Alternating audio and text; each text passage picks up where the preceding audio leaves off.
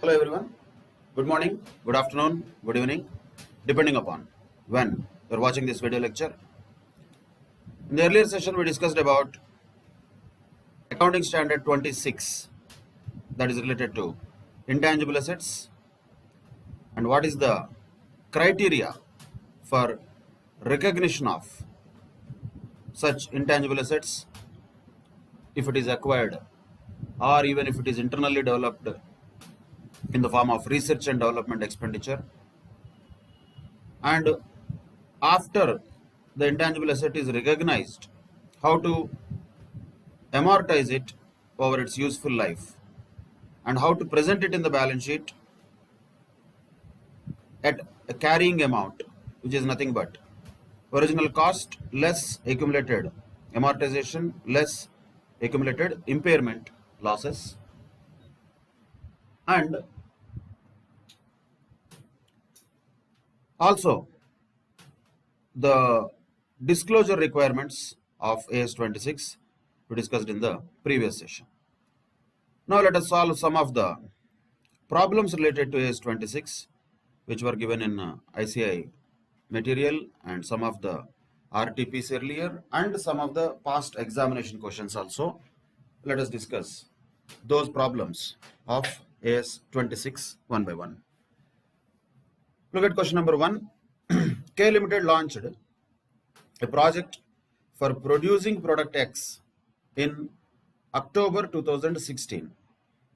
The company incurred 40 lakhs rupees towards research and development expenses, 40 lakhs rupees, up to 31st March 2017.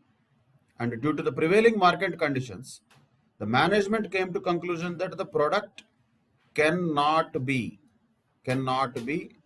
manufactured and sold in the market for the next 10 years. Maybe such a level of hi-fi futuristic product they would have manufactured or invented, we don't know, but still, whatever the case may be, for the next 10 years this product cannot be manufactured and sold, means there is no market feasibility for this product, marketability is non-existent for this product, but they incurred 40 lakhs rupees towards research and development expenses. The point is, the management wants to defer the expenditure and write off to future years, and you are required to advise the company as per the applicable accounting standard. Is management correct in deferring that expenditure and writing it off in future years? Answer is no, they are not correct. Why? Because clearly this expenditure on research and development is not meeting the asset recognition criteria. Why? Because of course, anyway the research expenditure cannot be deferred, it has to be charged off to the P&L account. Even the development expenditure also can be only deferred and amortized. Deferred in the sense postponed. Amortized means they are trying to recognize it as an intangible asset and amortize it over the future years. That is also not possible even for development expenditure because of the lack of feasibility of this market, of this product to be sold in this market. So we have to refer to the conditions which are all mentioned in when can development expenditure be really amortized or recognized as intangible asset. When is it possible? Only when it meets the asset recognition criteria. Also, there should be all the conditions which are all satisfied. These things have to be demonstrated and you have to write those things. Whether there is a technical feasibility of the product, probably yes. Availability of the product for use or sale, yes. Sale difficult, use may be okay, but use they are not intending. Identification of cost incurred, they did, that's okay. But is there a probability of external market? Answer is no. When there is no probability of external market and when there is no realistic expectation that there will be sufficient future revenues, we cannot recognize development expenditure also as an intangible asset. So the management decision of deferring it and writing it off in the future years is wrong. That is incorrect. For that you have to substantiate your answer. Just you cannot write no. You have to write the provisions related to AS 26. Research expenditure has to be anyway charged to the P&L. Development expenditure also should be charged to the P&L unless and until there is a asset recognition criteria being met, and it is not met, and certain conditions have to be demonstrated by the organization, and the conditions are not demonstrated by the organization since the management already came to a conclusion that this product cannot be manufactured and sold in the market for the next 10 years. That means there is no external market for this product. That means no future economic benefits can be flowing into the organization. Even if they flow after 10 years also, we don't know how much they will be. Those are not possible to be quantified now, which means this expenditure has to be charged off to the P&L account, profit and loss account, but cannot be deferred over the period of future years. So the management's decision is incorrect. That conclusion you have to write for that question. That's a case-based question. Now, question number 2 is the most popular type of question. Like this, many times AS26 problems were asked in the earlier examinations. More or less, it is a very commonsensical and simple calculation that will be involved in this type of questions. But yeah, number of years will vary from question to question. Look at this question number 2. Swift Limited acquired a patent at a cost of 80 lakhs rupees. That is the cost of the asset for a period of 5 years. And the product life cycle is also 5 years. So that means naturally this 80 lakhs has to be amortized over a period of 5 years. The company capitalized the cost and started amortizing the asset at the rate of 10 lakhs rupees per annum. They already started doing that. 10 lakhs rupees per annum they started amortizing already. After 2 years, it was found that the product life cycle may continue for another 5 years from then. From then, not from the beginning. That means total product life cycle is going to be 7 years, which means the net cash flows from the product during these 5 years are expected to be 36 lakhs, 46 lakhs, 44, 40 and 34 lakhs. Find out the amortization cost of the patent for each of these years. So this is a question that can be expected very well in the examination. Let us take first year 1 and year 2. Year 1, naturally they already amortized 10 lakhs, which already they did. We are not going to change that. Let it be there. So 10 lakhs, 10 lakhs means 20 lakhs already got amortized. That means the carrying amount of this patent after 2 years will be 60 lakhs. Now the point is, the remaining 60 lakhs has to be amortized over the period of next 5 years. We are continuing the numbering. Let us say 3, 4, 5, 6, 7. Next 5 years. This 60 lakhs has to be amortized. But on what basis? When there is a better basis, which is nothing but the cash flows that can be expected from this product, which is in the ratio of 36, 46, 44, 40 and 34. That should be the basis. So simply 60 lakhs has to be apportioned among the next 5 years in the ratio of expected cash flows. So what is the total of this? 36, 46, 44, 40 and 34 means 200, right? So 60 lakhs divided by 200 into each of the years. 36 means third year amortization will be 10 lakhs 80,000. You need to calculate this on calculator. Then fourth year it will be 13 lakhs 80,000.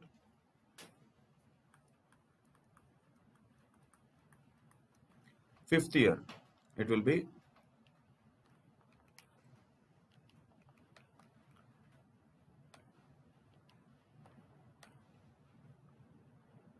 44 lakhs, right? So 13 lakhs 20,000.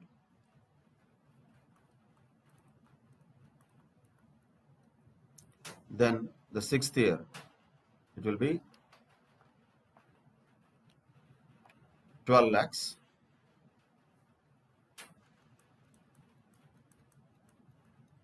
Then the seventh year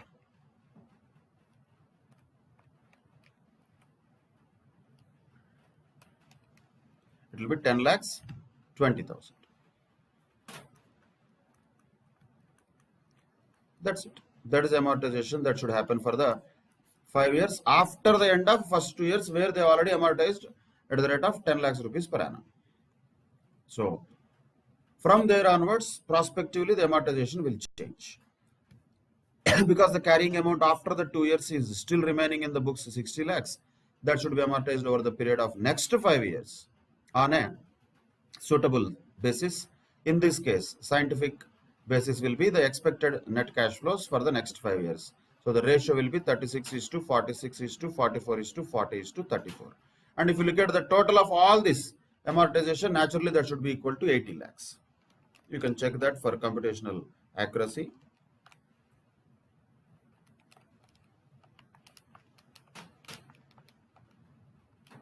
Should be 80 lakhs, total of all this. So 80 lakhs is amortized over a period of 7 years, not 5 years now, like this. That's what was asked. Find out the amortization cost of the patent for the each of the years.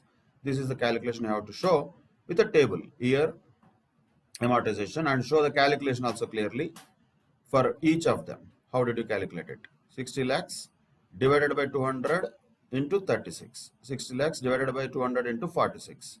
60 lakhs divided by 200 into 44. Like that 40. Like that 34. Calculations have to be shown in order to gain 5 marks from such type of question. Similar question can be expected in the exams. Lot of times more or less same type of questions were asked from AS26.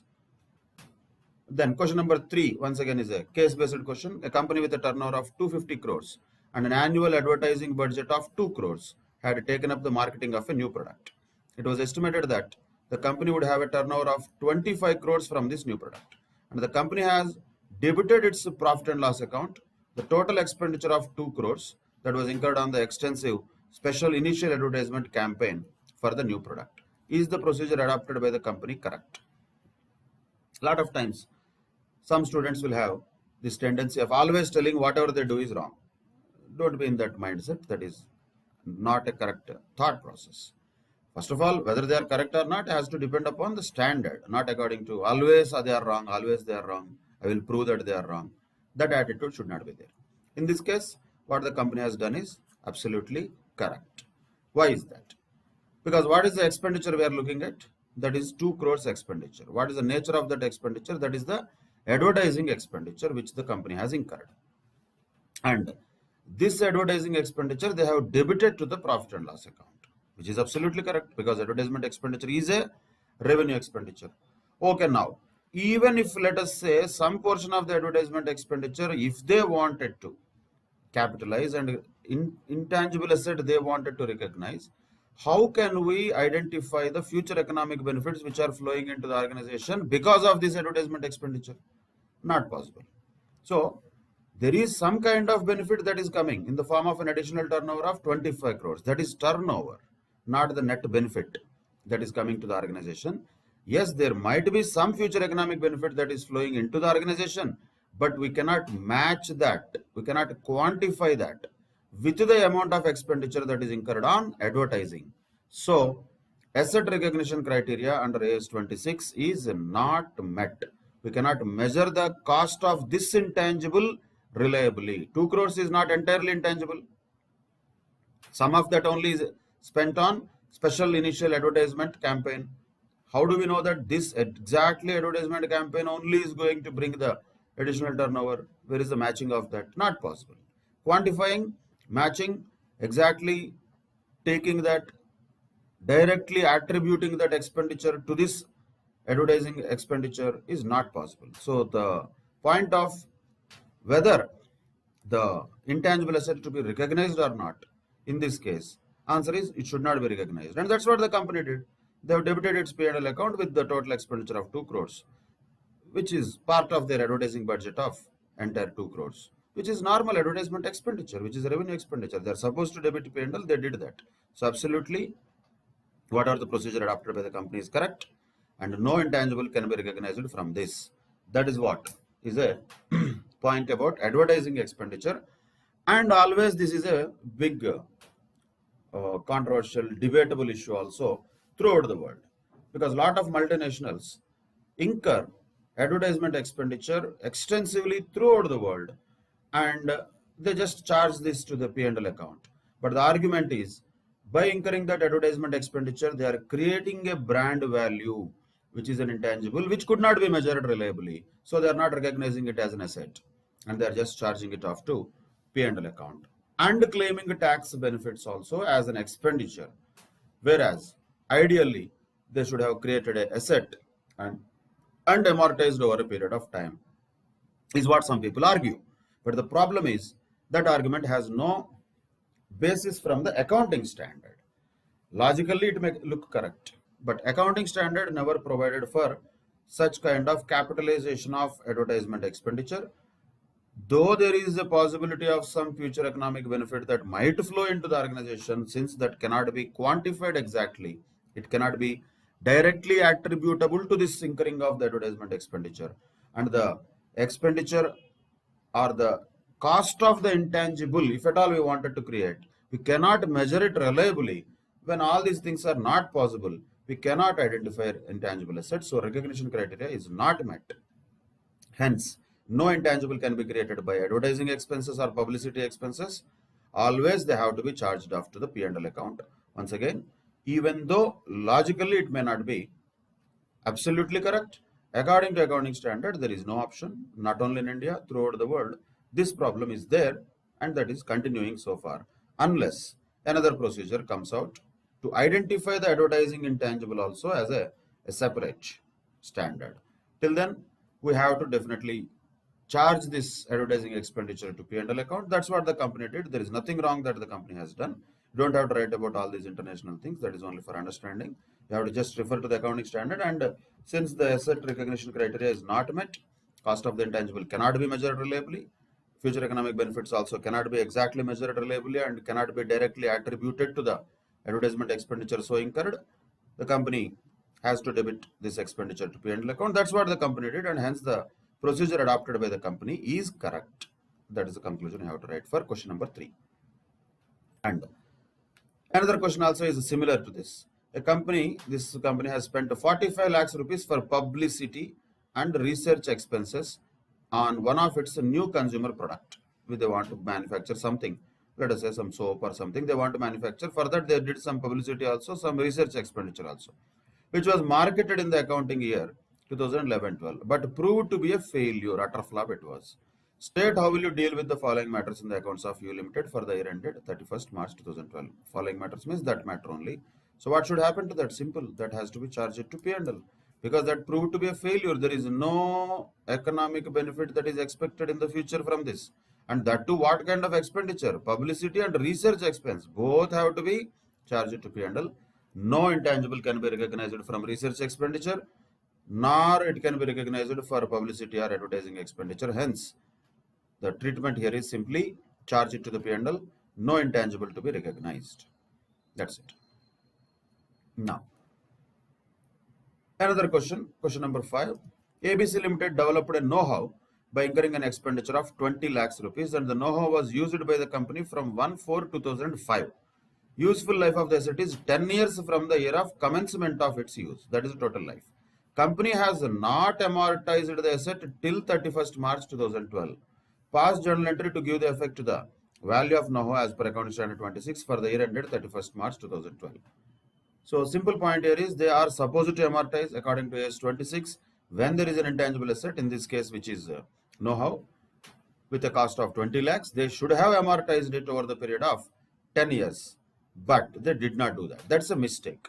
When there is a mistake, an error or omission that happened in the previous year's prior periods, such an item can be called as a prior period item, but that will be recognized as an expenditure now, showing it as a prior period item. For that purpose, calculate how many number of years they did not amortize. That means how many number of years of amortization they forgot or missed to pass in the books of accounts. So for 2005-6 they started. From there you can start this computation, because they acquired or used by the company this asset from 1/4/2005. So 2005-6, 6/7, 7/8, 8/9, 9/10, 10/11, 11/12. So 7 years they did not do. But We are looking at the accounting for the year 31st March 2012 ending. So that means 6 years they did a mistake. So what we can call this is now as amortization. That is prior period item, not current year amortization. That is for 6 years. So 6 years amortization will be how much? When you say 20 lakhs is the cost of the asset and 10 years is the life. If you take straight line basis, because there is no other option, 12 lakhs will be considered as a prior period item that will be debited now. But that is a prior period item, it should be disclosed separately. And then P&L account normally has to be debited with the current year's amortization, that is 2 lakhs to this know-how account or intangible asset account 14 lakhs. That is the entry we can pass. So the book value or the carrying value of this intangible asset in the books going forward after 31st March 2012 will be only 6 lakhs. Naturally, because 7 years already passed by, 3 more years are there to be yet to be amortized. So 6 years amortization they did not do, so we debit it as a prior period item. Current year's amortization we debit to P&L, and intangible asset will be credited. That's all. That is the entry which can be passed. For that, you have to give explanation once again why 12 lakhs is a prior period item, since it is resulting from an error or omission result related to the periods prior to the current financial year. That was question number 5. Once again, question number 6 also is similar to question number 2. As I was telling, similar questions were asked many times, only just numbers change. A company acquired a patent for 1200 lakhs. The product life cycle has been estimated to be 5 years and amortization was decided to be in the ratio of estimated future cash flows, which are as under 1, 2, 3, 4, 5. But ratio is given there, that is 600, 600, 600, 300, 300. That is the ratio. Or you can say, if at all, for computational purposes, 2 is to 2 is to 2 is to 1 is to 1. That should be the ratio in which this 1200 lakhs is supposed to be amortized over a period of 5 years. Now, situation has changed. After the third year, after the third year, it was ascertained that patent would have an estimated balance future life of 3 years. That means what? Total life of 6 years now. So there is 1 more year added to the life, which was originally not contemplated. Originally there were only 5 years. Now maybe it will be there useful for 1 more year, because from there at the end of third year onwards, it is going to have an estimated balance future life of 3 years. So end of third year onwards, balance 3 years means 4th, 5th and 6th years. And estimated cash flow after the 5th year is expected to be 150 lakhs. That is the cash flow expected to be for the 6th year. 150 lakhs, right? That is given. You are required to determine the amortization pattern under accounting standard 26. Quite standard type of question. Similar type of questions can be very well expected here. So let us calculate this using the first 3 years, the same kind of ratio, because first 3 years we are not going to have a dream that life of the asset is going to be increased. So they have to be just amortized in the same ratio. So if at all 1200 lakhs has to be amortized in the ratio of 2 is to 2 is to 2 is to 1 is to 1. What will be that? 1200 divided by 8 into 2. That means 300, 300, 300 would have been already amortized in first 3 years. 300, 300, 300. You have to show the calculations. That is nothing but, you can show 1200 divided by total of this. How much will be that? 2400 into 600. So 1200 by 2400 into 600 is nothing but 300. Like that, first 3 years 300, 300, 300 amortization would have happened already. So now the point is, how much would be the balance of this asset at the end of third year? Already out of 1200, 900 has been amortized. That means the remaining is only how much? Remaining is only 300. This 300 has to be amortized in 4th, 5th and 6th years. In what ratio? That should happen in the ratio. Now 300, 300, 150. In other words, now we can say 2 is to 2 is to 1. But how much amount has to be amortized? 300 has to be amortized. So you can say like this also, 300 divided by 750 into 300. That is 120 in the fourth year. Again 120 in the fourth year, naturally 60 in the sixth year. So 120 plus 120 plus 60. That will be how much? Naturally 300. So this 300 is going to be the future amortization for fourth, fifth, sixth years. 1, 2, 3 years already what happened is 900. And naturally, the total of these two is 1200 lakhs, which is supposed to be amortized throughout the life of the asset. So 900 plus 300 is the point. So like this, calculations have to be shown how the amortization has to happen of the intangible asset according to the cash flows ratio. Expected future cash flows are only useful for ratio determination. Originally the ratio was 2:1:1. Accordingly, first 3 years 300 lakhs would have been amortized. Then remaining 300 will be amortized in the ratio of 2:1 in the fourth, fifth and sixth years. That's all. Total amortization has to be 1200 lakhs, which should be the original cost of the intangible asset. That kind of question can be very well expected. Question number 6 was that. Now, question number 7 is related to cost of an intangible asset in the form of a low-risk computer software product. Enterprise incurred the costs to develop and produce a routine low-risk computer software product. So, there's a software company maybe. They will research on that and they will develop it and then sell it. So, the point is what amount should be capitalized as a software cost in the books of the company on the balance sheet date.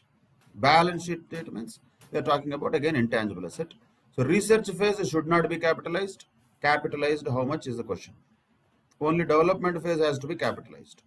Production also should not be capitalized. So what are the ones which have to be capitalized? One by one we can check. We have a detailed program and design. Can program and design be called as development? No, that is research phase. So definitely this cannot be capitalized. Research phase has to be charged to P&L.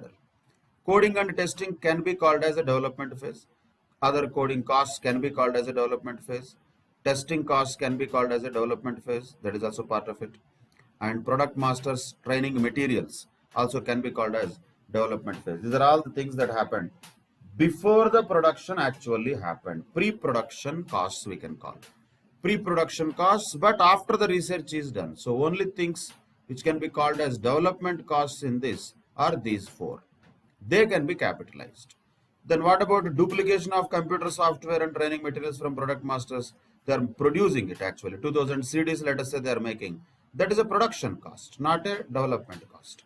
Packing cost is not a development cost. Those two are production costs. So 25,000 is a research cost. 40,000, 11,000 are production costs. They cannot be capitalized. So naturally, how much can be capitalized? Only 20,000 plus 42,000 plus 12,000 plus 13,000, total 87,000 rupees is the final answer that can be capitalized. For that, you can make a statement, copying, pasting the same things, just writing that particular amount and computation of amount to be capitalized according to AS 26. But you have to give reasons. 25,000, why should not be capitalized since it is a research expenditure. 40,000, 11,000 should not be capitalized because they relate to the actual production of the product. Actual production costs are not to be capitalized. They are normal expenses, cost of production that is.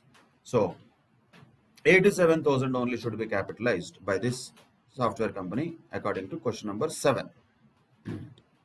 Now, question number 8, type of situations can be given 4, 5 according to the number of marks awarded, and each of them can be awarded 1 mark or 2 marks as the case may be, and very much possible to be asked about in the examination. Such type of questions are quite possible.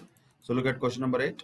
As per provisions of AS 26, how would you deal the following situations? One by one, let us see. Point number 1. 23 lakhs paid by a manufacturing company to the legal advisor for defending the patent of a product is treated as capital expenditure.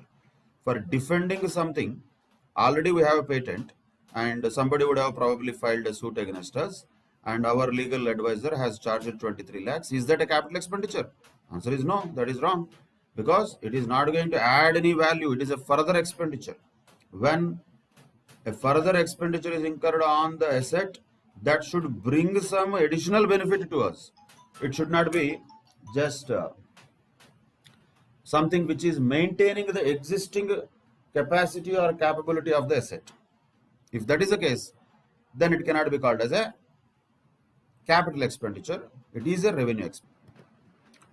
So this treatment by the company is wrong. Then point number 2. During the year 1819, a company spent 7 lakhs rupees for publicity and research expenses in one of its new customer product, which was marketed in the same accounting year but proved to be a failure. I think we already discussed this. What should happen to that? Simply just debit it to P&L. No recognition here. There should not be any recognition of intangible asset because that product is already a failure. It does not meet the asset recognition criteria. That too, publicity and research expenditure never will be intangible assets. So second point, it should be charged to P&L only. Third point, a company spent 25 lakhs rupees in the past 3 years to develop a product.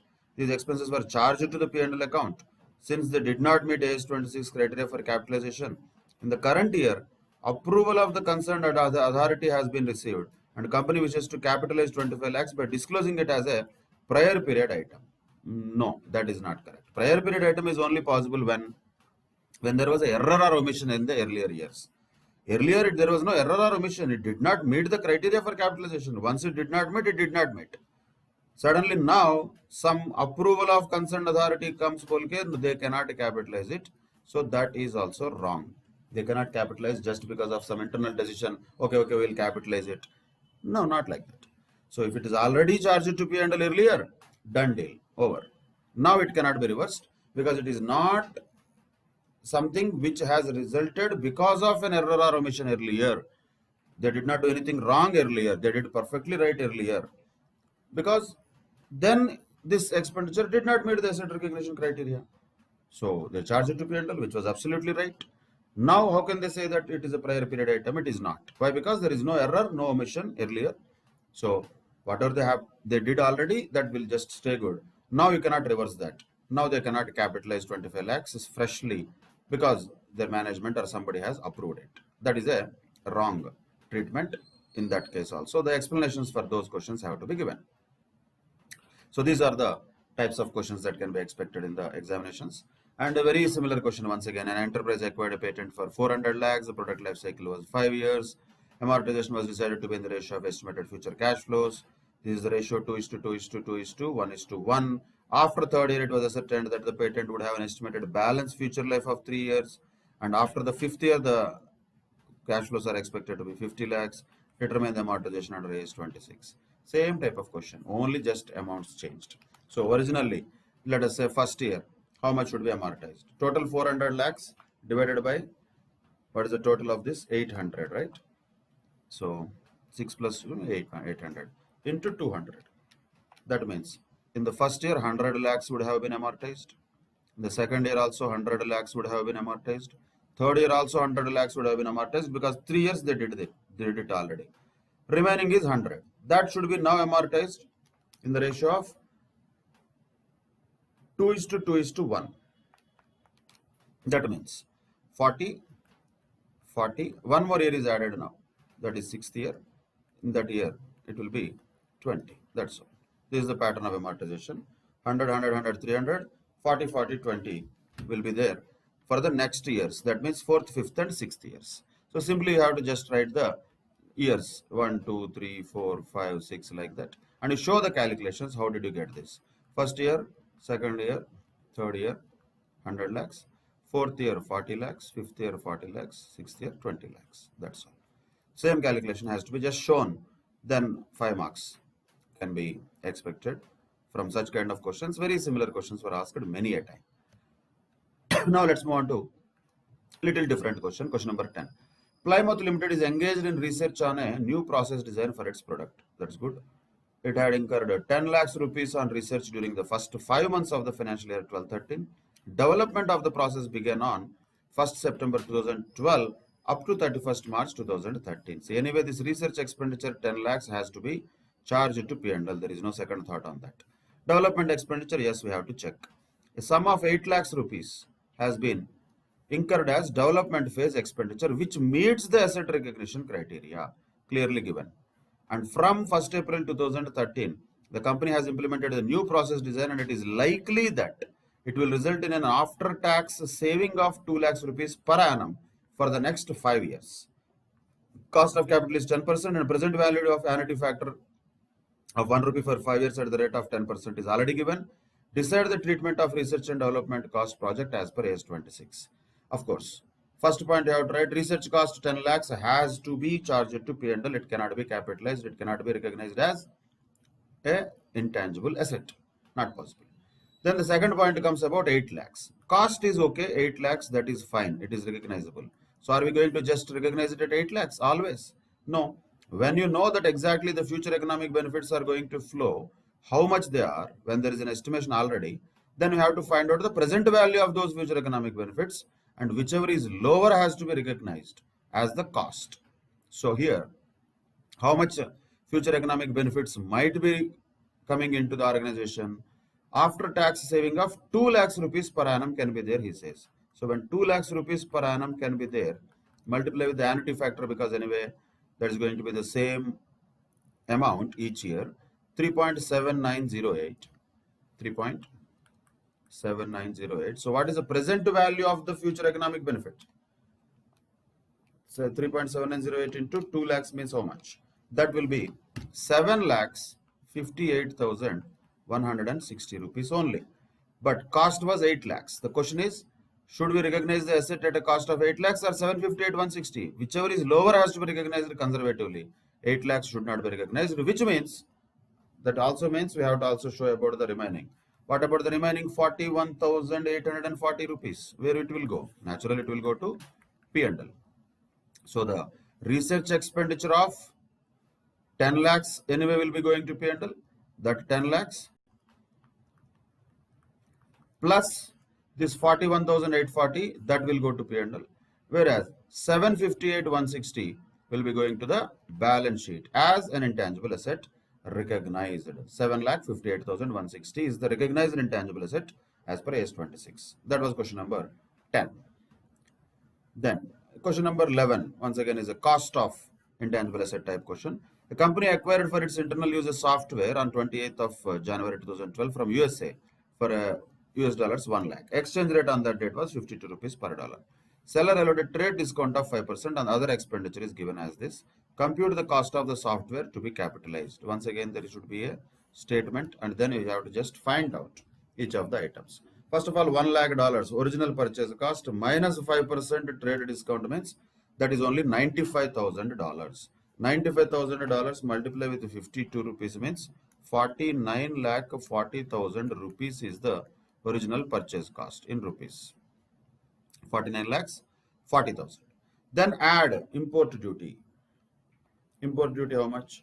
20% of that means 9,88,000 should be added. Yes, it should be. Then purchase tax 10% it says. Maybe that is on both 49,40,000 plus import duty. Like that we can say, though it is not clearly given. So let us assume like that. So on the total of purchase cost plus import duty, if it is purchase tax, that is 10%. If that is the case, then 5,92,800 will be the purchase tax. That should be added also. If you take only on 49,40,000, 4,94,000 also not a problem. That's also okay. Then entry tax 5%, recoverable later from tax department. So should we take it? No, we should not take it. That is recoverable, so there is no point of adding it. Installation expenses 25,000, should they be taken? Yes, they should be. Professional fees for clearance from customs. Yes, it should be also taken because these are all the costs incurred before the intangible asset, the software was ready for its intended use. So you add all of them. Total will be how much? That is the cost at which this intangible asset has to be capitalized. 65 lakhs, 65,800. Check that once again. 4940, 988, 592, 800, 25, 20. 65 lakhs, 65,800. That is the answer for this question. That is the cost of the software to be capitalized. Just like any other asset, even AS10 also, instead of software, if you write any other machinery also, same type of calculations will be there, nothing different. But instead of machinery, if it is software, AS26 we call it. That's all. 65,800 is the final answer. Now moving on to the last question, question number 12. Versus Mahesh Limited is developing a new production process during the financial year ended 31st March 2013. The total expenditure incurred on the process was 60 lakhs.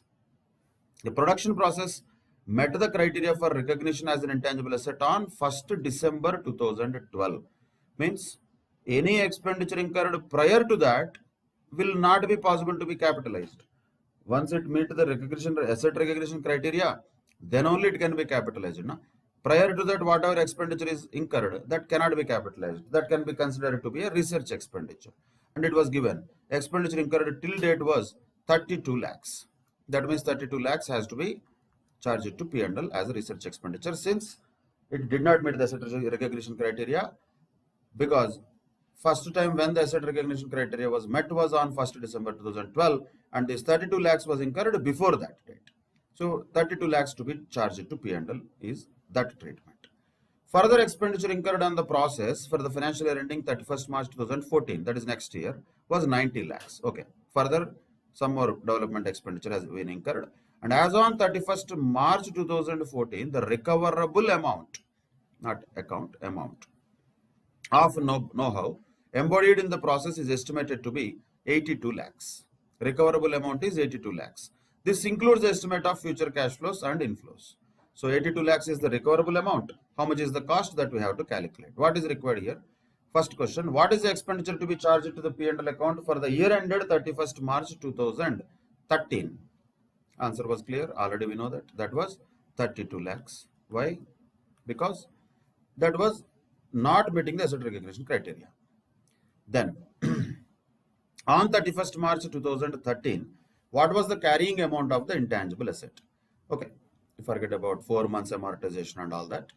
Just what is the cost of the intangible asset, that is their carrying amount on 31st March 2013. Total amount was 60 lakhs and out of that 32 lakhs already charged to the P&L, which means naturally remaining is capitalized. The answer will be here 28 lakhs. Third, what is the expenditure to be charged to the P&L account for the year ended 31st March 2014? That is an interesting question because already there was 28 lakhs. Plus during the year 2013-14, another 90 lakhs was incurred, right? That means the carrying amount is ideally supposed to be 118 lakhs, but recoverable amount is only 82 lakhs. That means what? There is an impairment of 36 lakhs. What should happen to this impairment? That should be charged to P&L. That should be charged to P&L. That means how much? 36 lakhs has to be charged to P&L for the year ended 31st March 2014. 36 lakhs is the answer for third question. And what should be the carrying amount at the end of 31st March 2014? Naturally 82 lakhs. That is the remaining amount. So 82 lakhs is the carrying amount on 31st March 2014. These are the 4 questions. 4 marks question like this can be very well asked. Important type of question which was asked in the earlier exams also. Such type of questions can be asked in the examination from Accounting Standard 26, and as we discussed already, is 26 is also one of the standards where numerical questions can be expected. Mostly the amortization type of questions were asked earlier, but not necessarily. Sometimes case-based questions, whether asset recognition criteria is met or not, that type of questions, or whether development expenditure can demonstrate the conditions wherein it can be capitalized. Such kind of questions can be asked. And also questions like this where the impairment possibility is also there, and questions like the earlier one where present value of the future economic benefits is less than the cost, then what should we do? We should recognize only the whichever is lower. So any type of question like this can be expected in the examination. Being thorough with the standard makes us clear about how to answer those questions when we encounter them in the examination. With that, we can conclude AS 26 problems also, and in the another session we'll discuss about another accounting standard. Till then, take care. Bye bye. Thank you very much.